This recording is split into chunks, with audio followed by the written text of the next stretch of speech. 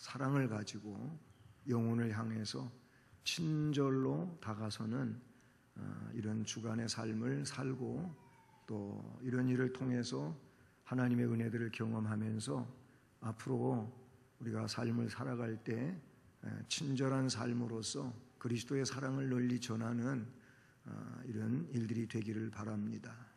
언어에도 친절한 언어가 있고 나쁜 언어가 있어요. 불친절한 언어가 있어요.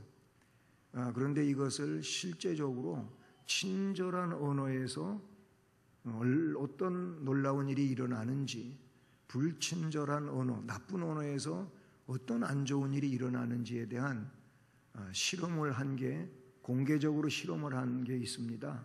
여러분도 그런 영상을 보셨겠습니다마는 이 시간에 그 영상을 한번 보면서 친절하게 살아야겠다 하는 마음을 좀 가져보면 좋겠습니다. 네, 영상 틀어주시죠.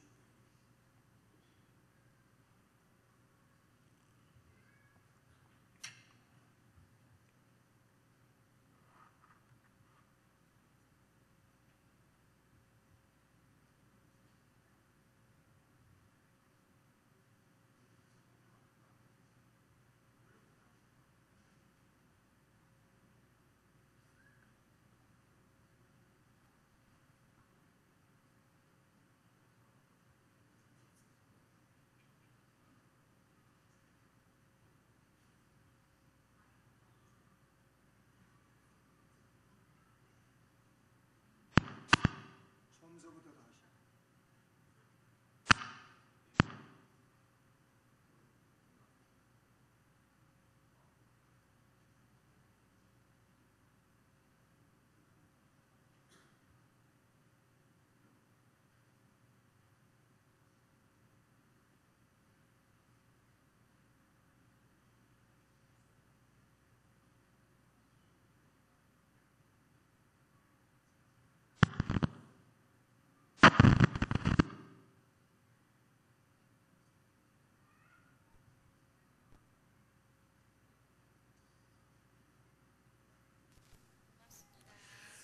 네, 그냥 멈추십시오. 짜증나.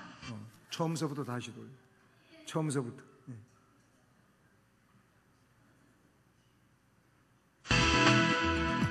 여러분은 오늘 어떤 말을 가장 많이 하셨나요?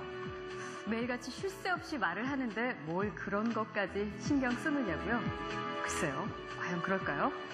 무심코 내뱉은 말 한마디 속에 엄청난 비밀이 숨어 있습니다. 실험 다큐 말의 힘, 이제부터 시작합니다.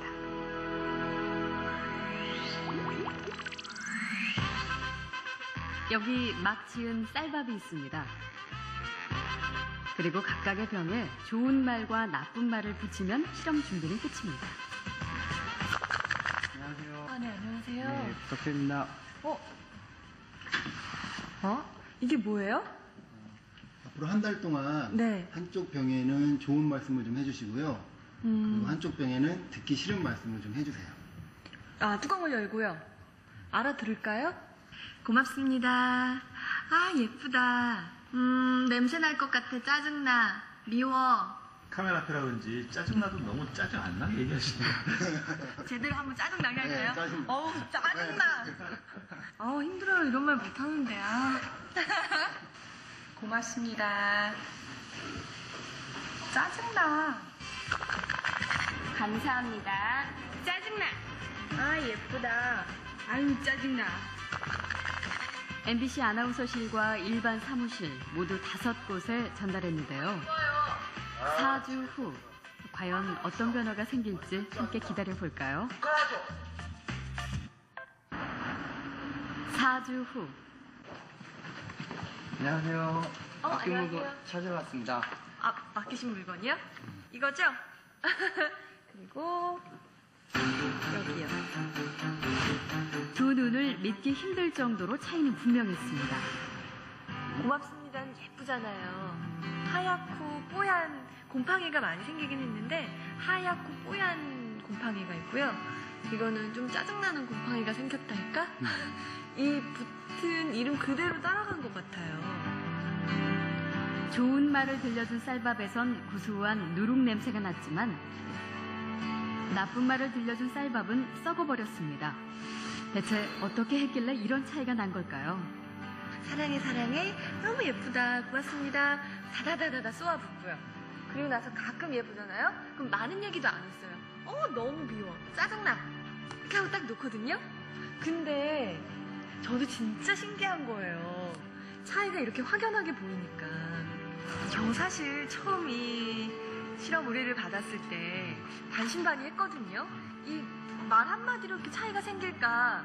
근데 눈으로 딱 보니까 저도 사실 좀 안 믿겨지고요. 신기하죠. 귀가 어디 달린 것도 아니고 여기 세반고리관이 들어있는 것도 아닌데 혹시 우리가 모르는 귀가 밥에 있나요?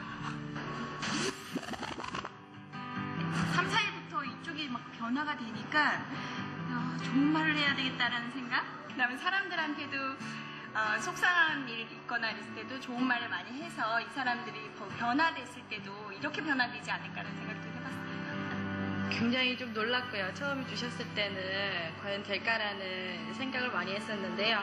이제 이렇게 된 거 보니까 이쁜 말을 좀 많이 써야 되겠다는 생각이 듭니다.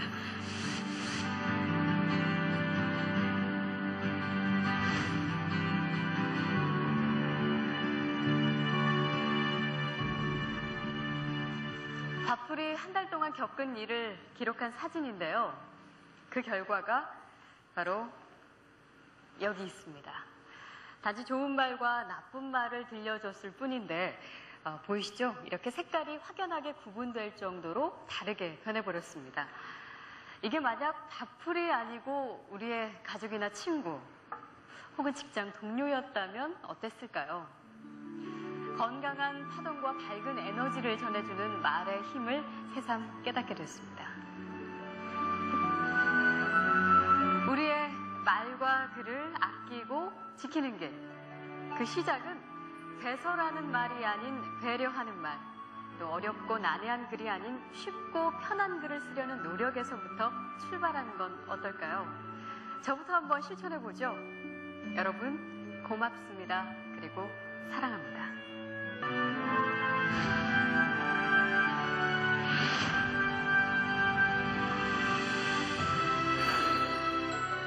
짜증나. 아유 짜증나.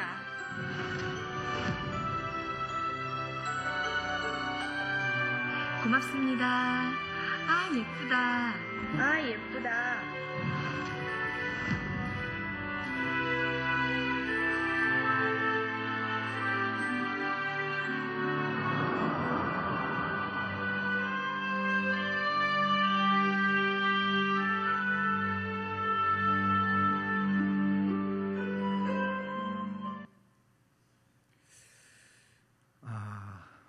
좋은 언어, 예쁜 언어, 아름다운 언어 사용하면서 삽시다.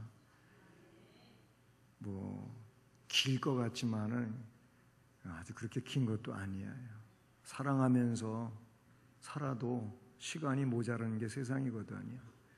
근데 사랑 안 하고 안 좋은 감정 가지고 살면 나도 너도 다 힘들고 상처를 가지고 사는 세상이 될 겁니다. 우리 그리스도인들은 이미 사랑의 빚을 진 자들이니까 사랑의 삶으로 주변을 더 아름답게 비출 수 있는 이런 은혜가 있기를 간절히 소원합니다. 오늘 말씀의 그 마지막 절 12절 말씀에 보면은 끝부분에 이제 다니엘을 부르소서 이런 말씀이 나와요.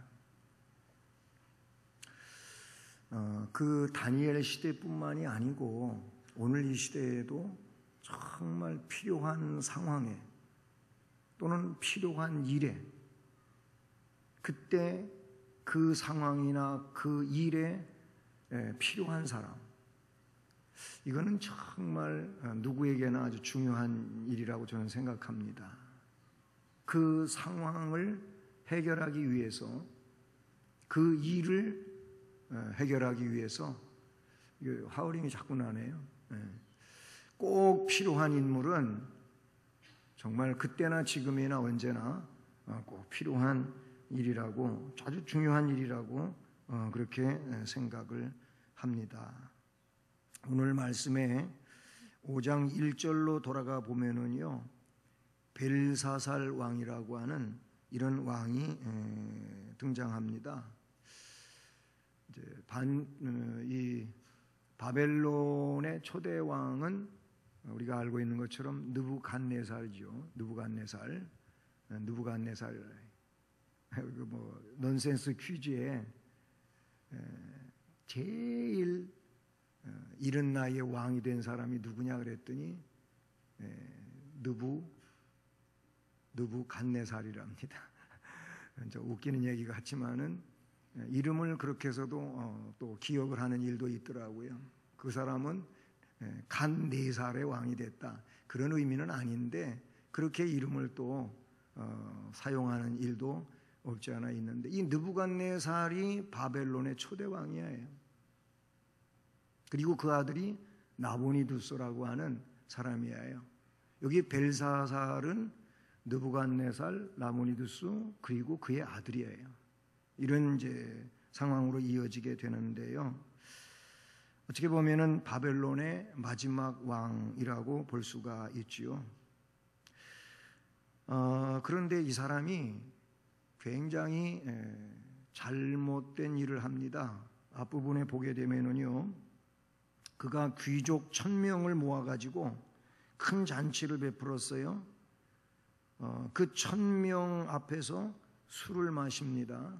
같이 술을 마시는데 그 술을 마시는 술잔, 도구들이 뭐냐면은 예루살렘 성전에서 가지고 온 금기명, 은기명, 성전에서 하나님을 경배할 때, 제사를 드릴 때 쓰는 그 기구들을 바벨론 왕이 다 바벨론으로 가져왔거든요. 그리고 그게 나중에 보니까 앙메다 궁에 그렇게 보관되어지고 있는데, 어쨌든 이 벨사살 왕이 그거를 꺼내오라고 그래요. 그거를 꺼내오라고 하고, 그래서 2절 중반 이하를 보면은 그 은금 또는 은그릇을 가져오라고 하고 명령했는데, 이는 왕과 귀족들과 왕후들과 후궁들이 다 그것으로 마시려고 함이더라. 근데 실제로 그것으로 마셨다고 3절 끝에 기록이 돼 있어요. 그런데 그들이 술을 마시고 은, 구리 또는 쇠, 나무, 돌로 만든 신들을 찬양하고 있어요. 그러니까 이게 애초에 이런 그릇들을 가지고 하나님께 영광 돌리는 일을 하는 거였는데, 이거를 가지고 이 벨사살 왕이 우상을 섬기는데 썼다는 얘기예요. 거기다 술 따를 그릇이냐고요, 그게. 그렇게 하고 그걸 가지고 우상을 숭배하는 이런 일을 하게 됩니다. 우리가 아는 것처럼 그렇게 하고 있는데 깜짝 놀랄 일이 벌어지게 됩니다. 5절 이하의 말씀을 보면은 그때 사람의 손가락들이 나타납니다. 누구의 손가락인지는 모르지만은 사람의 손가락 하나도 아니고 손가락들이라고 하니까 손가락이 여러 개가 나타나가지고 왕궁 촛대 맞은편 석회벽에 글자를 씁니다. 뭔가 글자를 쓰는데 왕이 그 글자를 쓰는 손가락을 봤어요. 그 시간 왕이 즐기던 얼굴빛이 변하고 그 생각이 번민에 잠기고 넓적다리가 마디가 녹는 듯하고 그의 무릎이 서로 부딪힌다. 이게 뭐예요? 막 그냥 힘이 쫙 빠지면서 막 덜덜덜덜 떨어가지고 이 두 다리에 무릎이 서로 그냥 부딪히는, 얼마나 떨었으면 그렇게 하겠어요. 그렇게 진동스러운 떨림이 너무 두렵고 무서운 상황이었겠죠. 그래서 그런 상황이 벌어져요. 그래서 7절에 왕이 크게 소리를 지릅니다. 술객, 갈대아 술사, 점쟁이 다 불러와라.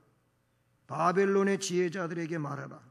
누구를 막론하고 이 글자를 읽고 해석을 내게 보이면 자주색 옷을 입혀 금사슬을 그의 목에 걸게 하고 이 나라의 셋째 통치자로 삼겠다라고 선포를 하게 되는데 이거를 읽을 수 있는 사람도 없고 해석할 수 있는 사람이 아무도 없는 거예요.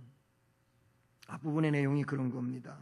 그때 왕비가 왕과 귀족들의 말로 말미암아 잔치의 궁에 들어옵니다. 아마 이 왕비는 거기에 참여를 안 했던 것 같아요. 그 궁으로 들어와요. 들어와가지고 말하는 내용이 오늘 본문의 말씀인데요. 이 말씀에 보면 왜 그렇게 두려워하고 걱정하고 무서워하고 떠느냐, 그러지 말라는 거죠. 그렇게 하지 말고 왕의 나라, 왕이 통치하고 있는 나라에 거룩한 신들의 영을 가지고 있는 사람이 있다. 왕의 부친, 여기서 왕의 부친은 나부니두스가 아니고 지금 느부갓네살을 두고 하는 얘기인데요.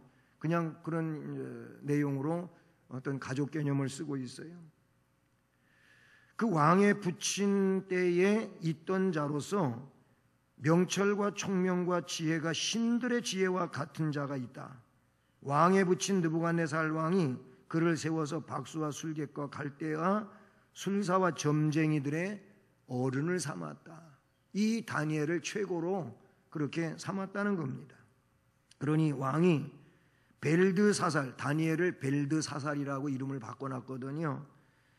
이 벨드사살이라고 이름하는 이 다니엘을 부르라는 거예요. 이 다니엘은 마음이 민첩하고 지식과 총명이 있어 능히 꿈을 해석하며 은밀한 말을 하며 의문을 풀 수 있다라는 얘기를 합니다. 그러니 그 다니엘을 부르소서라고 말씀해 주고 있습니다.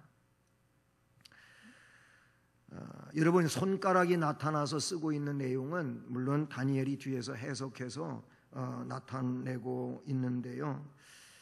우선 이 말씀에 보면 다니엘이 어떤 사람인지를 말씀해 주고 있죠.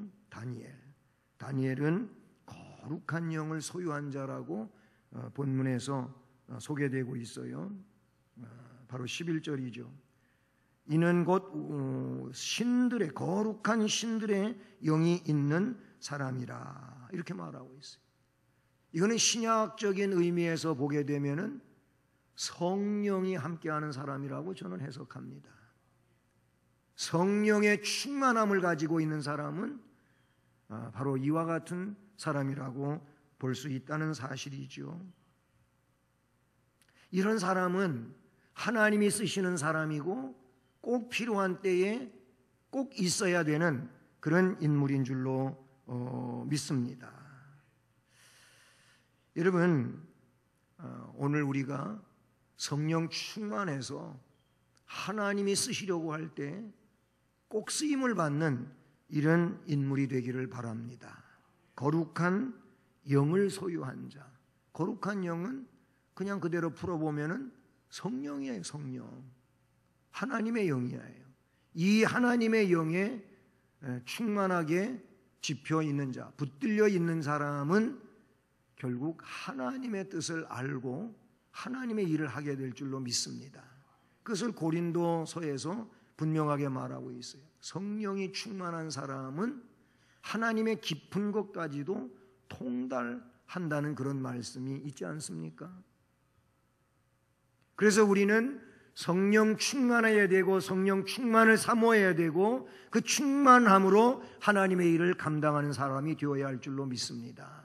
그렇지 않으면 신앙의 노선에 있는 것 같아도 자꾸 하나님의 언어보다는 사람의 말을 하게 되어 있어요.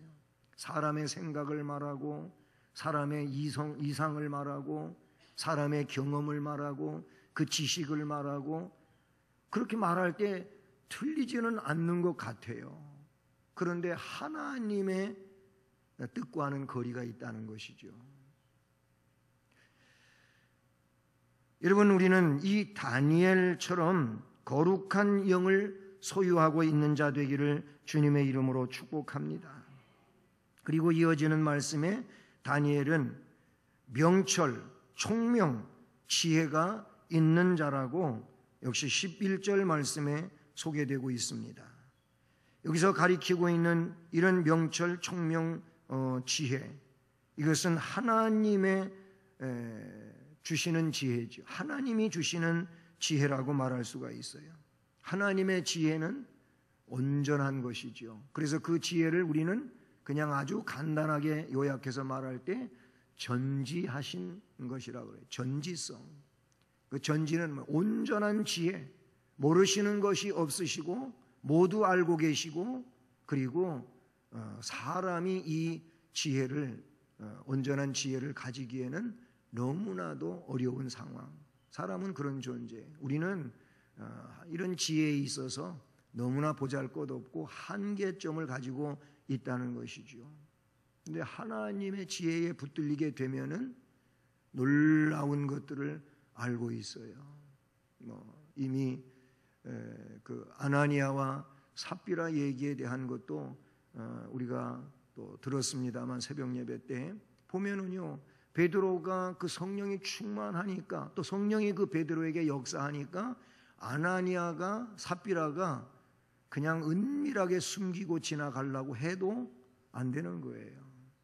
이미 알고 있는 거예요. 다 알고 있는 거예요. 그런데 그게 땅값 전부라고 거짓말을 하고 있으니 하나님을 속인 결과가 되잖아요. 그래서 이거는 사람을 속이는 문제가 아니고 하나님을 속이는 것이기에 너는 죽는다, 그렇게 했던 거예요. 하나님은 전지하신 분입니다. 그리고 하나님의 백성된 이들에게 하나님께서 성령의 역사와 또 때때로 그런 신비한 역사들로 하나님의 능력에 붙들리게 한다고 볼 수가 있는 것이죠. 그래서 그런 하나님의 역사 속에서 그 명철과 총명과 지혜 가운데서 놀라운 일들을 감당하게 되는 줄로 믿습니다. 여러분, 다니엘서 1장의 말씀으로 돌아가 보십시오. 이 다니엘과 그 세 친구가 이제 유대 땅에서 1차 포로에 합류된 사람으로서 바벨론으로 끌려갔지 않습니까? 그런데 1장 그 말씀을 보게 되면은 17절에 나오는 말씀입니다. 이 17절을 한번 같이 읽어보시겠습니다. 하나님이 이 네 소년에게 학문을 주시고 모든 서적을 깨닫게 하시고 지혜를 주셨으니 다니엘은 또 모든 환상과 꿈을 깨달아 알더라. 아멘. 20절 말씀 또 한번 읽어봅니다. 왕이 그들에게 모든 일을 묻는 중에 그 지혜와 총명이 온 나라 박수와 술객보다 10배나 나은 줄을 아니라.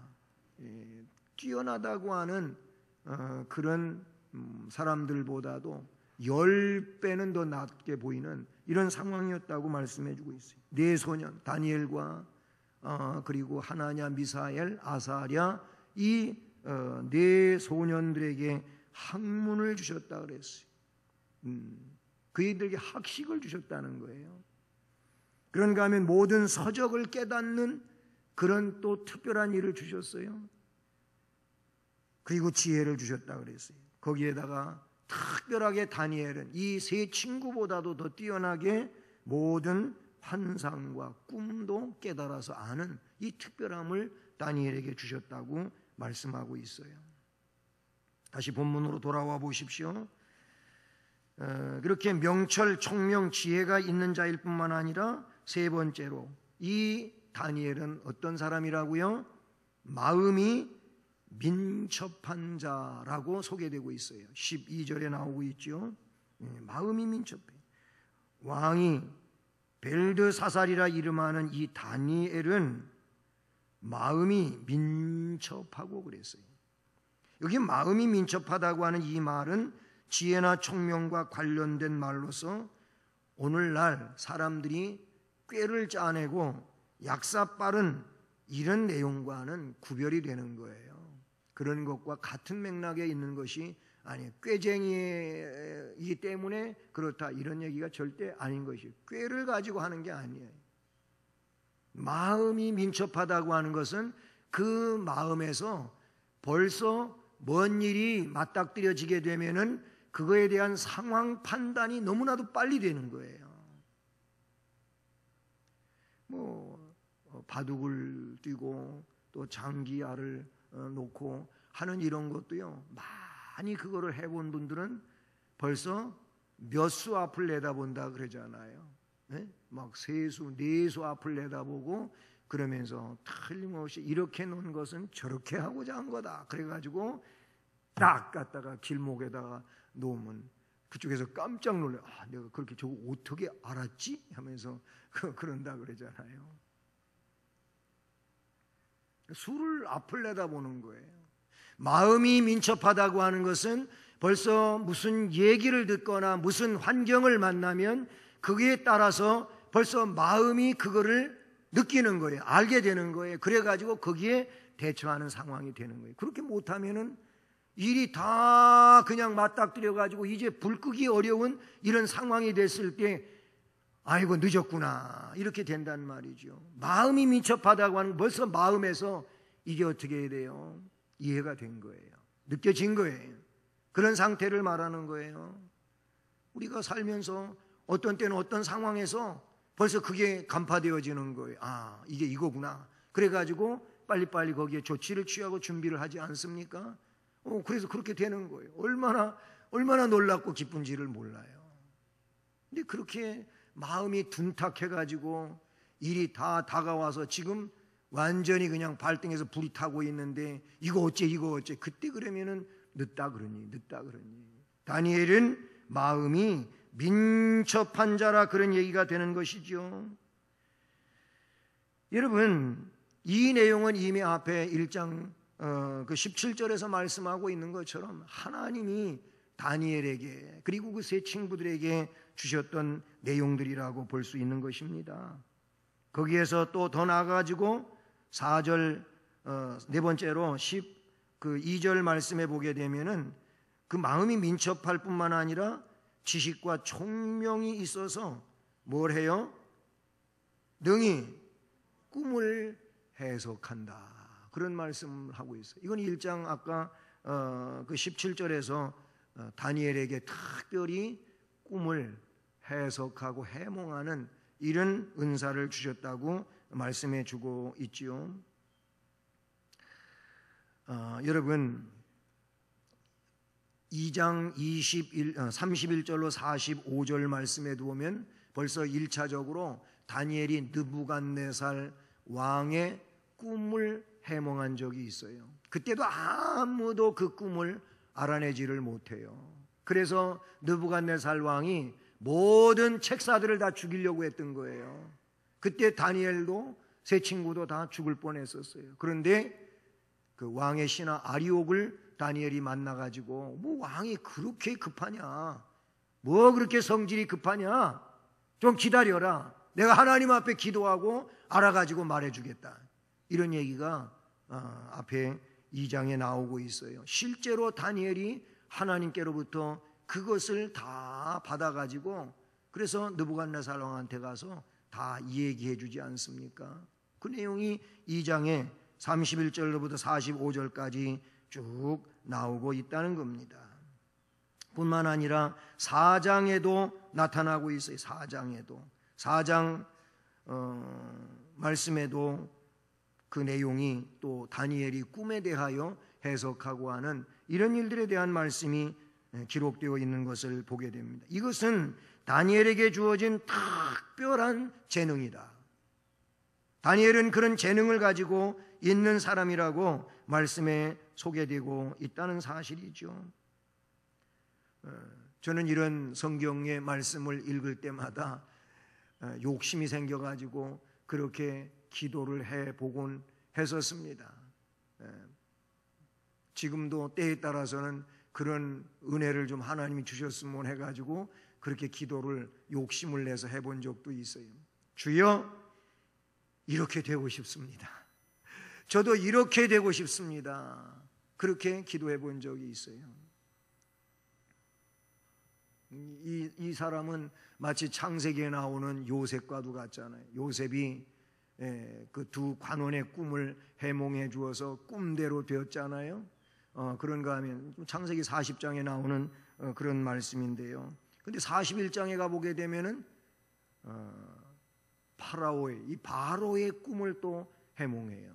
아무도 그때도 그 바로가 꾼 꿈이 뭔지, 꿈의 내용이 뭔지, 그 뜻이 뭔지 꿈도 알아오라고 하고 꿈의 뜻도 알아오라고 그러니 꿈 얘기를 해줘야 그래도 기본적으로 해몽을 하든 뭘 하든 할 거 아니겠어요?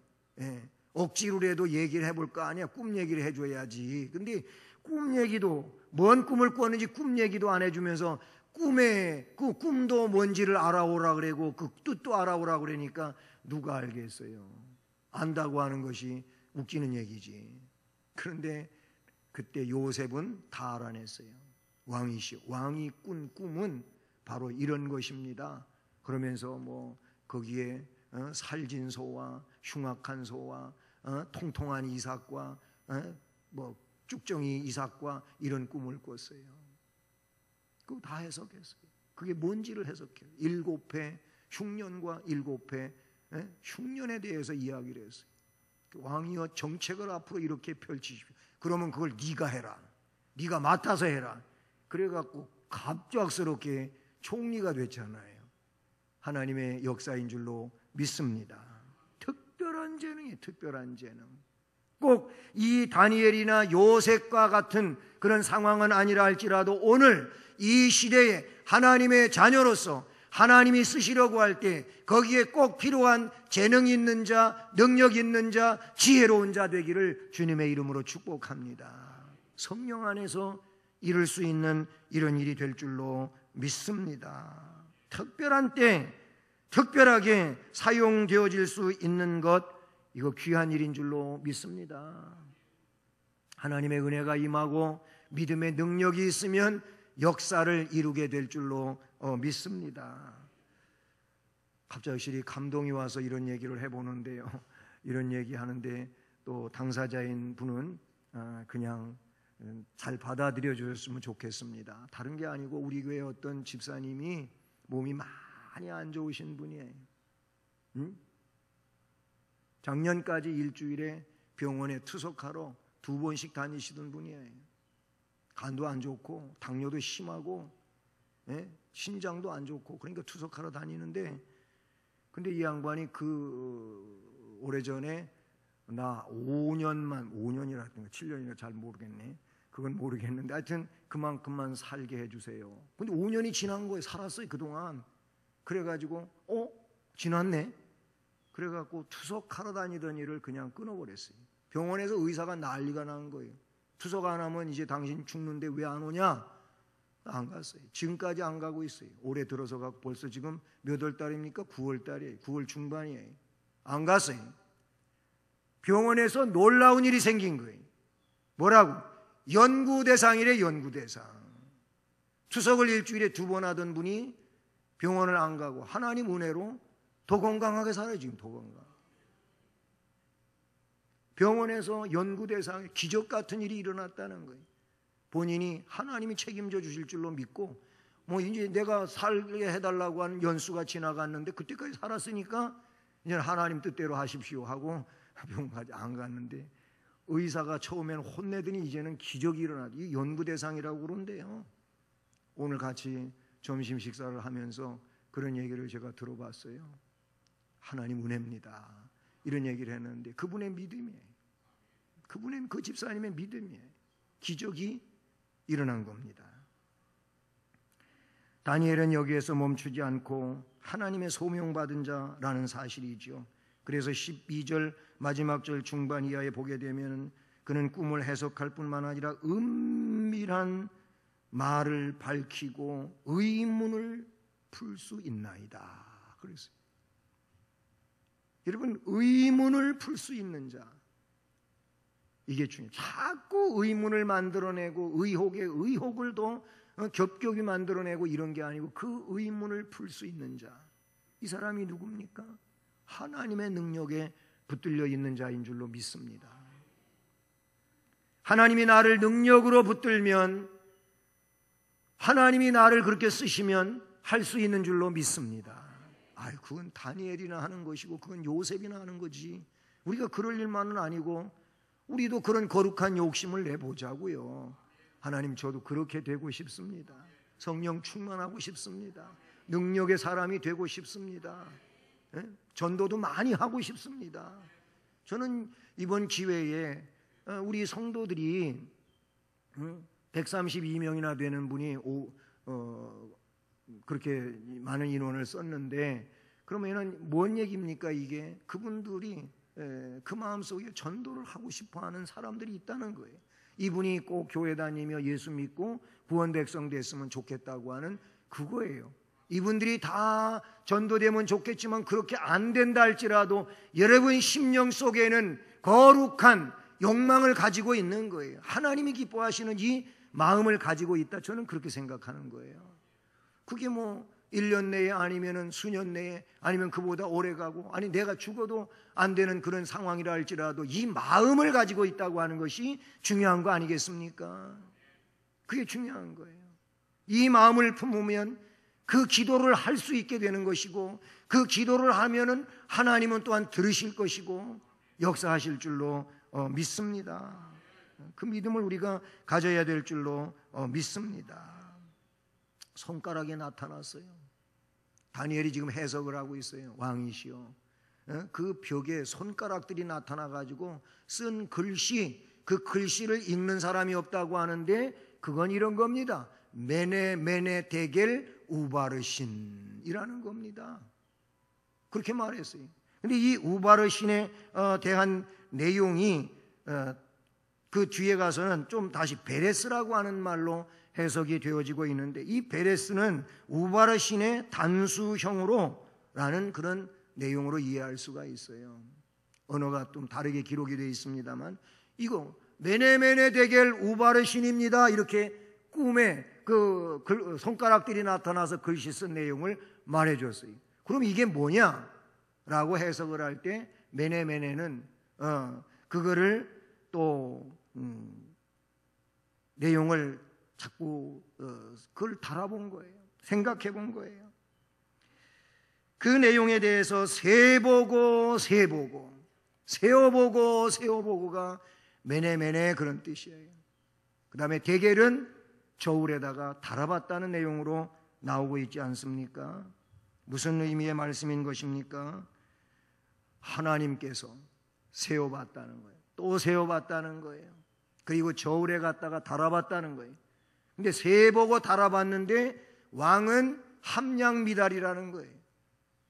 하나님이 원하시는 것에 미달이 돼가지고 왕의 나라를 다 나눠버리겠다는 거예요. 찢어버리겠다는 거예요. 그래서 이제는 바벨론이 메대와 파사로 바뀌어지는 이 상황에 대하여 하나님이 그 손가락들이 나타나는 환상을 통해서 왕에게 말씀해 주신 거다라고 역사를 말해주죠. 근데 그 앞전에 보면 느부갓네살 왕도 하나님이 그렇게 큰 왕으로 세워놨는데 하나님의 뜻대로 살질 않아 교만하게 살았다는, 그래서 그를 짐승처럼 만들어 버렸다는 거예요. 그러면 할아버지가 그랬으면 그걸 거울 삼아가고 잘해야 되는데, 벨사살이여 당신은 할아버지 이상으로 잘못되고 있단 말이에요. 아니 성전에 그 기명을 가지고 사람들하고 같이 술 따라 마시면서 우상을 찬양을 해. 하나님이 가만 놔두시겠느냐, 이런 말인 것이죠. 함량미달, 하나님은 세보고 달아보는 하나님이신 줄로 믿습니다. 우리가 신앙이 함량미달이 되지 않기를 바랍니다. 우리는 성령을 의지해서 그 성령 안에서 믿음으로 살고 하나님이 기뻐하시는 성령의 역사를 이루어가는 은혜자가 되기를 주님의 이름으로 축복합니다. 사랑의 하나님 아버지, 감사를 드립니다. 말씀을 주셨으니